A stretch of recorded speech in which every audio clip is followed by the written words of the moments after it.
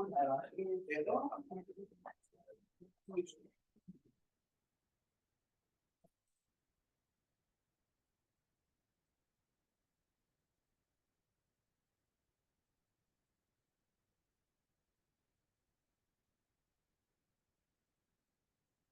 will call the meeting order right now. It's exactly 1:30. Maybe you can mark the roll. See, everybody's through Zoom.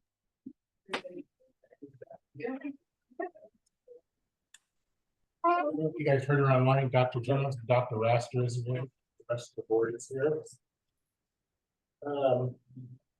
Approval of the agenda. I move to approve the agenda as presented. And Matt seconded. Thank you. Seeing no objections. Oh, yeah, the public participation. Anybody from the public like to speak today? I don't see anybody online. Do you? Anita?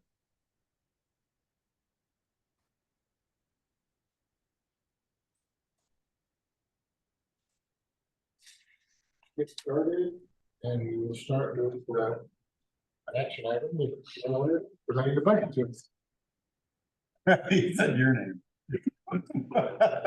Would you rather? I mean, you Oh, got I'll to do it. Joe and I were just having a debate about whose turn that should be. So we decided it was mine. I think Joe decided it was mine. So do we have that page of the one pager available, Anita? Mr. Chairman, excuse me for interrupting, but I'm having a very hard time hearing. I don't know if the sound seems to be adjusted differently than usual for remote listeners. Kelly, can you hear us?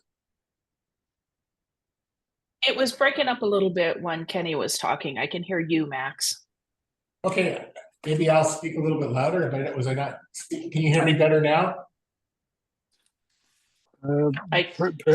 Perhaps. Well, let me go forward here, Hal, and let's see how it goes. So Finance Committee just met on our FY25 budget. You have the budget proposal in front of you. The budget calls for $150,101,300 in expenditures, $146,633,200 in funding source revenue, and a change in our fund balance, therefore, of $3,468,100. When considering our opening fund balance, that will give us $29,194,900 ending fund balance. And I'd like to, I guess, first open it to see if there's any questions on that, and then if not, we'll do a motion. Okay. Does anybody have any questions? Al, can you hear me? Yes, I can. Thank you. Any questions from any board members? All right, seeing no questions. Deb, you want to make the motion? Didn't this motion come out of the Finance Committee? Yeah. Hang on. Oh, I'm sorry. There is already motion on the table. Yeah, Yeah, she's got a motion. this is an action item. So this has already gone through the Finance Committee. I know almost everybody in this room was here, so it's been seconded. So right now, it's time for any discussion. Is there any discussion on this? All right, seeing no discussion, the budget passes. Great. Thank you very much here.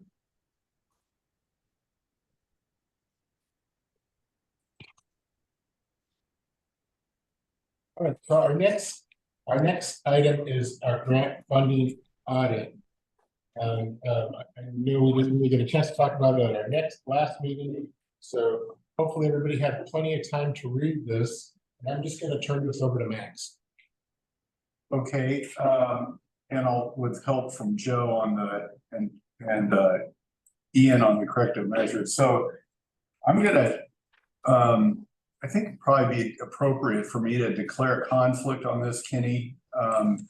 And with respect to the fact that I was a paid consultant of the Department of Law at the CBJ with respect to this matter. So I'll present on this, but then I'm gonna declare a conflict and I'm gonna recuse myself from any further discussion about it. Thank you, Max. Exactly. So we'll have you right now speaking as the consultant, not as a board member. Yeah. For Bartlett, so that'd be great. Yeah, so a little bit of background, I was engaged by Robert Palmer, the city attorney, actually in it was November of 2021 to do some work around assisting both the JPD in their investigation, and then secondly to aggregate costs of potential fraudulent activity, number one, and then secondly, unallowable costs, number two, unallowable costs being those amounts charged to grants that were charged that should have been not charged, and then to issue a report to that effect. The report that's in the packet is one that I provided to Palmer in May of 2022.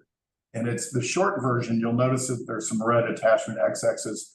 Those are really just voluminous spreadsheets that, you know, would have made this packet hundreds of pages long. And so those have been excluded. But the meat of the finding by fiscal year are included in the report. I won't go through those. I'm going to let the report speak for itself. And I would recommend the board especially read through the first 3 pages of the report. It kind of summarizes everything. And the city reported this, disclosed this, they self-reported this, I should say, to the state of Alaska. The state of Alaska requested reimbursement for some of these items. That reimbursement, Joe can confirm, but I believe that's all occurred at this point, and that matter is settled. So that's all I had. So Max, can you just briefly for the board, just kind of tell us what the number finding is that you found? Kind of just quickly give us that. Yeah, so at the bottom of page 7 of the packet is a summary by fiscal year of costs that were incurred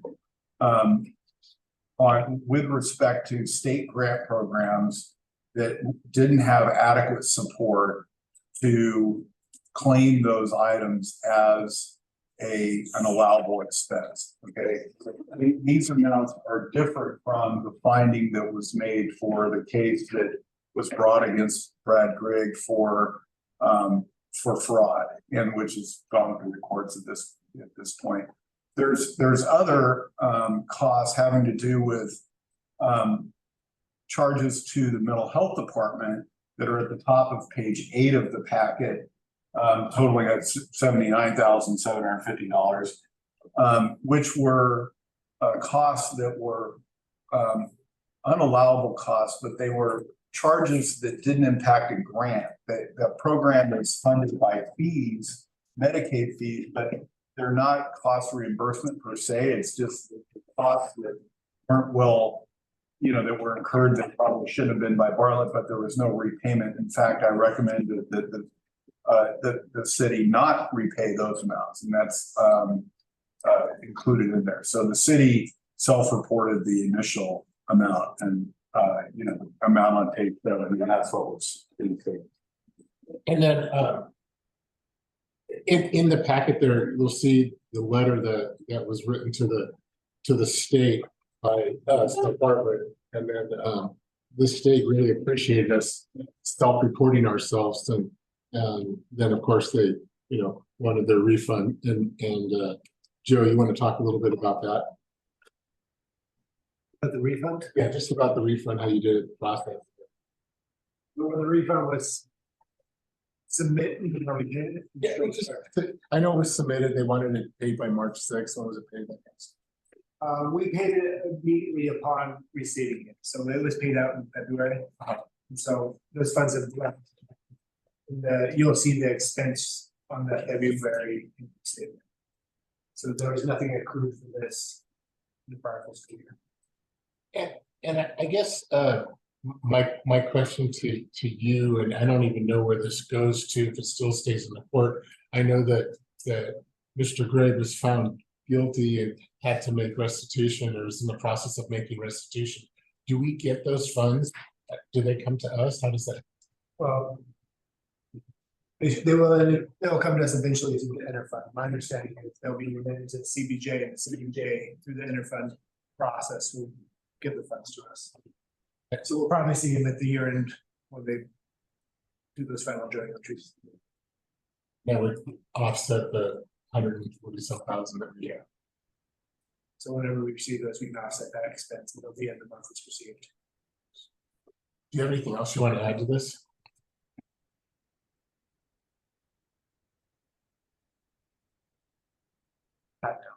Okay, great. So I'm going to turn this over to the board. The board asked some questions of Max and Joe, and then when we get done with that, I'm going to turn it over to Ian, and Ian is going to talk about the corrective action to make sure that we're guarding our institution. So go ahead, start with the board. Anybody have any questions? Please. I really appreciated that. I was able to really read it this morning, and I haven't had a chance to look at it until today. So my question is, it seems like you have a plan, or you're going to make comments about what we're going to do about Mr. Gregg, but I'm curious about what we're going to do about the unreimbursed travel funds that Rose has not paid back. And I realize it's not a lot of money, but we're not exactly flush in cash, and so I'm just curious why what we're going to do about that, if anything. I'm gonna put Max on the spot here. Look at the answer that. I don't want to, so I think I can relay that, I asked Rob Palmer about this, and he told me that she had repaid that amount, that's what he communicated to me. Okay. He communicated that to me too. I don't know if he did to Deb as well. Okay, he has Yeah. told me the same thing. Okay, it just wasn't in the report. I went looking for it, so, Yeah, it's not in there. okay. But Thank you. Good, I didn't miss it. I can circle back. We can check and circle back and see what it was. And that money should come back to Bartlett also, correct? Correct, Shelley.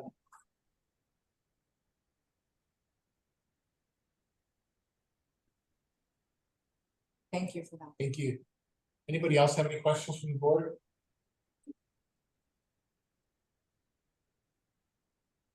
Right, I don't see any other questions, so I'm going to turn this over to Ian. Thank you, Mr. Chairman. I think first of all, we have to understand that while this individual did commit fraud, it's hard to do if an organization has the appropriate level of internal controls. Therefore, management's responsibility to ensure that we have internal controls to mitigate, make it more difficult, or stop any of this type of activity at any level that's material. So the board asked me to go back and recount what do we actually do to improve our internal control. So back at this time, when Sam Hughes was the CFO, we had to provide a corrective action back to the state. And so I went back through and looked at those corrective actions. It's a whole letter that was written to understand what we've done. So the first thing that Joe mentioned earlier, M-Files, which is a software that basically digitize invoices and has a specific approval process to be able to pay that invoice, is implemented. That means that we now have a standing process throughout for any of those digital invoices requiring appropriate approval. And I've used that since I've been here, and I do like the fact that you get a documentation you know, in a file that you can take a look if you have questions. I know I've called Chad a number of times on invoices related to like travelers. You can sit down and query that. So I think that was a long way.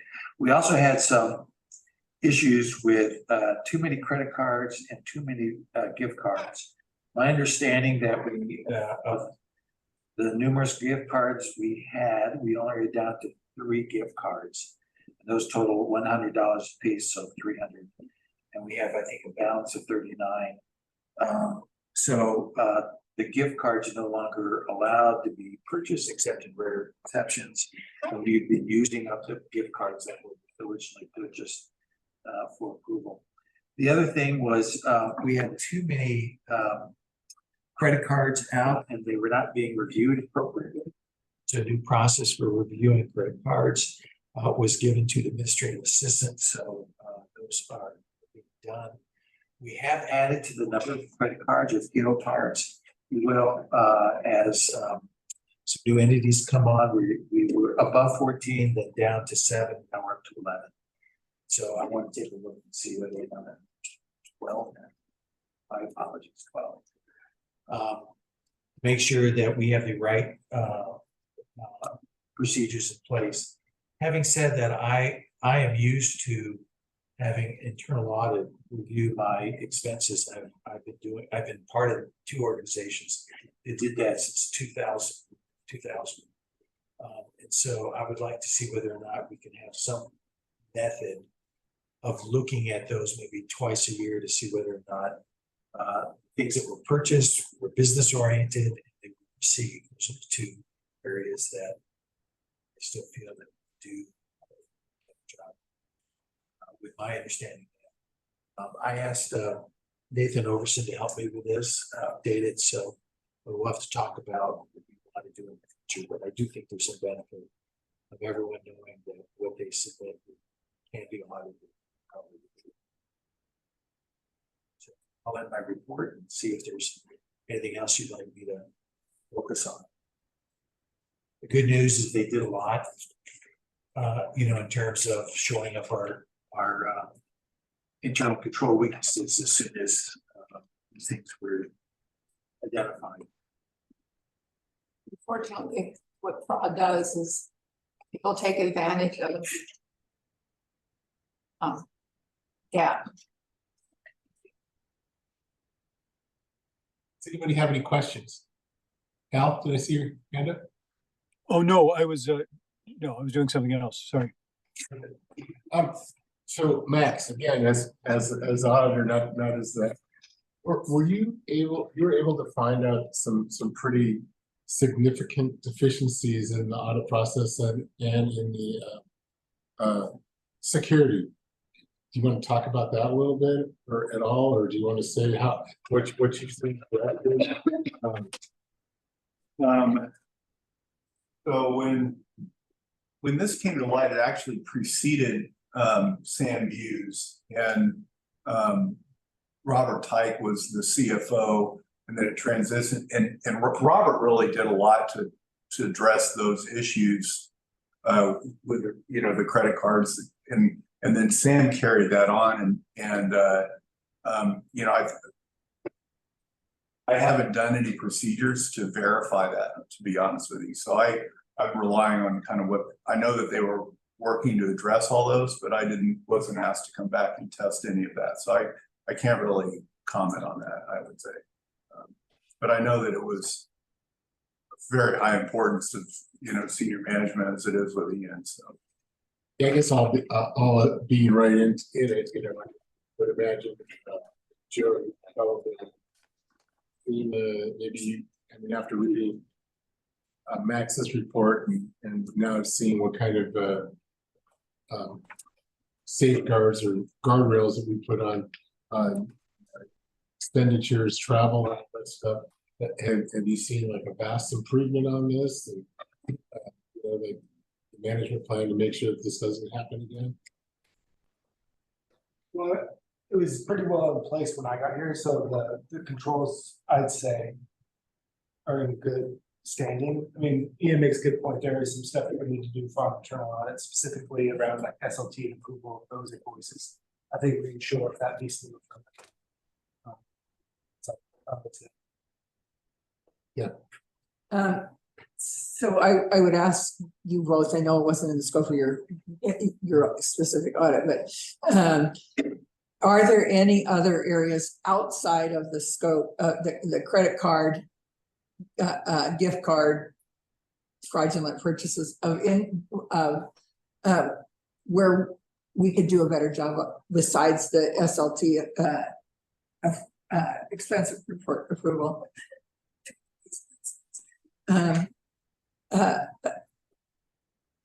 Where we could do a better job with our internal controls. Do you see any other gaps in our internal controls beyond this specific purchasing?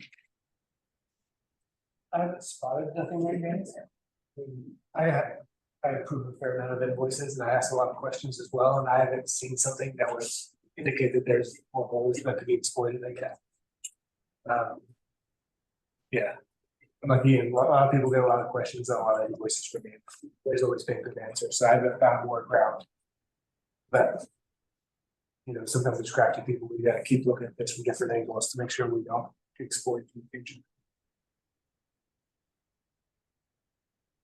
So one of the main issues in Max's report was that, you know, this happened in the C-suite. You know, that's where it happened from. And in Max's report, he pretty much goes into detail how they were able to use each other's credit cards and when they were approving each other's spending. What have we done to make sure that doesn't happen? I mean, is there a safeguard on that now? So I think that's the one place we need to firm it up, where we have to have internal controls on how we approve each other's invoices, because we will have expenses that will need reimbursed, and we shouldn't be approving each other's invoices. So that's the process. Ethan and I chatted about the other day. We need to get some guardrails in place and how we do that. I would echo exactly what Joe is saying, is that collusion is the hardest thing to have in control for those of us in audit. And that's why, you know, when I've talked to Joe about this, maybe the best thing to do is have someone come in and just look at them once or twice a year. So everyone knows that A, they're being looked at, and B, they have to provide the appropriate documentation, and C, that they look for other holes that we might not be aware of. But you know, that's, I didn't mean to sorry. you know, that's an area that I think is the hardest, so we need to probably harden that one area. There could be other ways of doing it, but I think that's the one that I would recommend the most. Yeah, Ian is absolutely the right person to be recommending fixes for us on this, given his background. So I would defer to, him on, the plan he creates. I see many small hospitals incorporate this into their compliance program, where they'll have the compliance officer will do that testing because, they either can't afford or it's not, it's not efficient for them. The compliance officer will build a program that, let's say, tests credit cards or tests management reimbursements, takes a sample of those, and then reports that back to the compliance committee on a quarterly basis or semi-annual, as Ian mentioned. And that's one way to do it. There's other ways to do it, but it shouldn't necessarily be a super onerous process to go through that, mostly because the volume's low. It's not a huge amount of transaction. Any other questions? I just have one more question. I don't know if this is Max or Joe. So do we have insurance for something like this? Is there some sort of umbrella blanket policy? I know Max and we talked about this a few years back. The city's got an E&O policy in place, and I believe that and there are positions in the city. I don't think it covers, maybe it does, but there is a fidelity bond. But I think that just extends to the treasurer and the assistant treasurer, deputy treasurer. That'd be a question that you'd have to ask.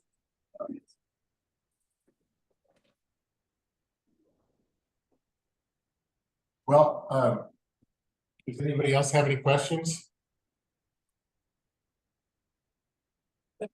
I would just like to know how many of these invoices do you get? Or Have you seen the packet? no? Because he's pretty much broken it all down in the packet. It's in the packet. Almost itemized. I do think that volume has decreased substantially from the period that I was testing though. So I think what's in there, I mean, it was you know, there was a high volume of that stuff going on, so. That's what I was wondering. Yeah, but you can see it in the report and it's not a volume that you can't deal with it internally, you know. So, but you know, also outsourcing, and I know that's what he's thinking about, and that's also a perfectly acceptable way of doing it, having a third party coming into it, so. Did we have any, or are we anticipating any issues with CMS and our OG or anything like that for this kind of fraud?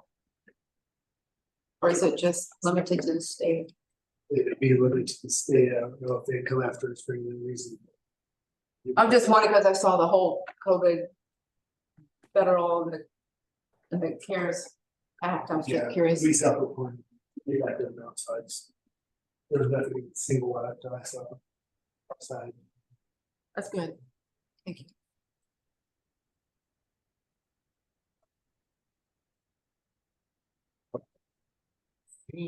No other questions?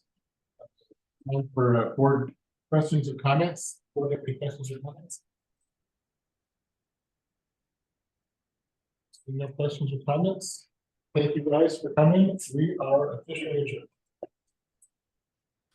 Thank you. Have a good weekend.